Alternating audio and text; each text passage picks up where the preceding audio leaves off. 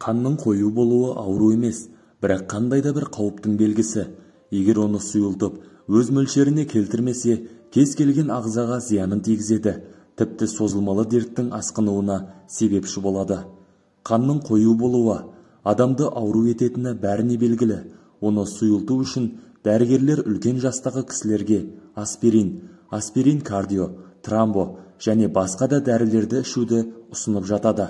Бірақ бұл дәрілерді ұзақ ішетін болса, асқазан мен түрлі организмге кері әсер беруі мүмкін. Негізінен таблетканы 3 ай ішсеңіз, кем дегенде 5 немесе 6 айдай демалу керек дегенді естіп жатамыз. Мұндай кезде қан сұйылтудың табиғи әдістеріне көшу өте тиімді әдіс болып саналады. Сіздермен бірге Шипагер арнасы. Достар, біздің арнаны 75% адамдар арнаға тіркелусіз қарайды екен. Пайдалы әрі қызықты ақпаратты көрмес бұрын арнаға тіркеліп, лайк басып, қоңыраушаны баса кетіңіз. Сіздің оңай әрі болмашы әрекетіңіз біздің тағы да пайдалы ақпараттар шығаруымызға шабыттандырады. Қан адам ағзасындағы ең маңызды, ажырамас бөлігі болып табылады. Оның міндеттеріне оттегі мен қоректік заттарды ішкі организмге тасымалдау ғана емес, бұл иммундық жүйені қамтамасыз етуде, қоса алғанда бірқатар маңызды денсаулық функцияларын орындайтын жүйе. Егер қан өте қою болса, ұсақ тамырлар мен капиллярға ену қиын болады. Бұл оттегінің жетіспеушілігі мен анемияның, яғни қан аздыққа душар етеді. Бұл жағдайда қанның ұюы, инфаркт немесе инсульттің пайда болуы ғажап емес. Мұның алдын алу үшін алғашқы белгілері байқала салысымен арнайы маманның немесе дәрігерден кеңес алып, емдік шараларды бастау қажет. Қанның қоюлануы, сапасыз су, күнделікті тұрмыста қолданатын су сапасыздығы қанның қоюлануына ықпал етеді. Себебі қанның 80%-дан астамы судан тұрады. Егер сіз сапасыз суды, атап айтқанда лас суды немесе хлорлы суды жиі ішетін болсаңыз, денеңіз өзгерістерге ұшырайды.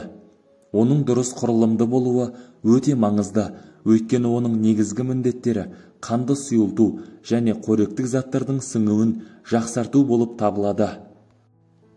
Электромагниттік сәуле қанның құрамындағы шағын өзгерістерді компьютерде жарты сағат жұмыс істегеннен кейін байқауға болады. Қанның қатерлі ісігі ауру сүйек кемігінде тұтқырлықтың жоғарылауымен бірге жүретін қызыл қан жасушалары мен ақ қан жасушаларының көп мөлшерін шығара бастайтынына әкеліп соғады. Улану ағзаны ауыр металдармен және пептидтермен улау, күшті химиялық заттармен өңдеу нәтижесінде көкөністер мен жемістерде жиналуы мүмкін.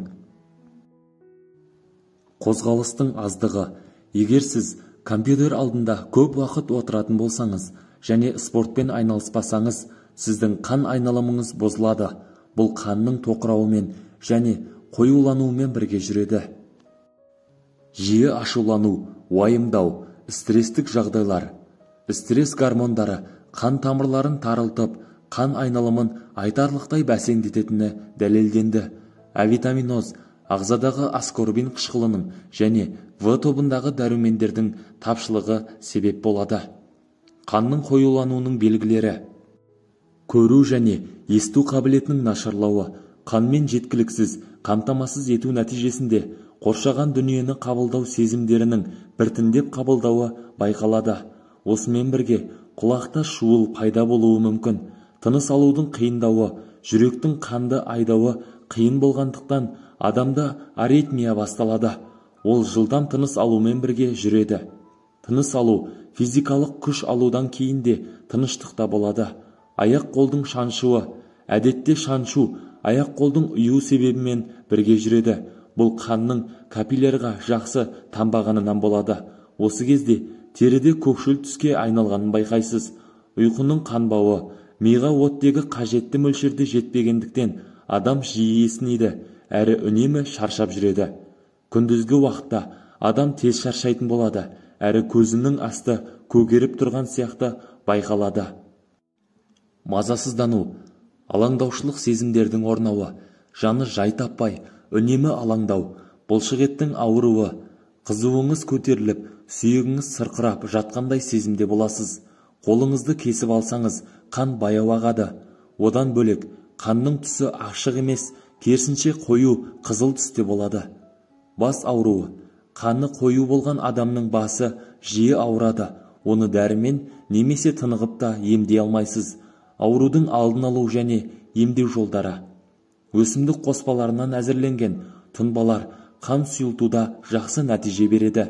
Қанды сұйылтуға жақсы көмектесетін екі түрлі шөп бар. Ол болгарлы хош иісті өсімдік, яғни түйе жоңышқа және ақ талдың қабығы. Екі шөпте біздің елде өсетін шөптер. Дәріханадан алып, қолдану тәсілі бойынша дәрігерден кеңес алып дайындап ішу қажет. Бұл дәрілік шөптерді 3 апта ішсеңіз жеткілікті. 4 айдан кейін ғана қайталап ішсеңіз болады.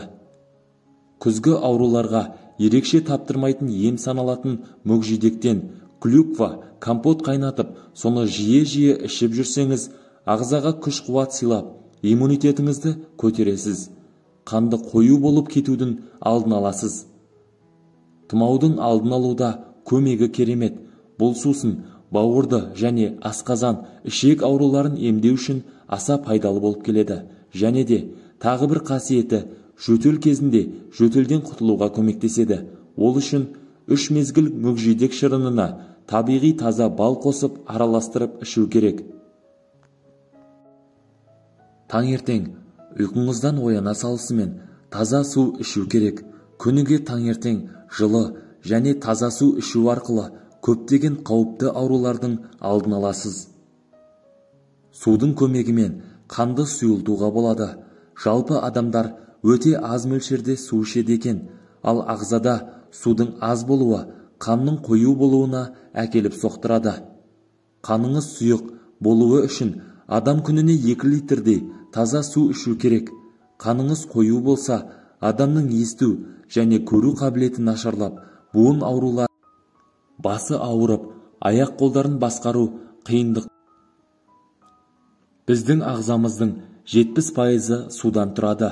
Ал ғалымдардың пікірінше, адам ағзасындағы судың мөлшері бар болғаны 2%-ға азаятын болса, адамның күш қуаты 20%-ға дейін әлсіретінін айтады.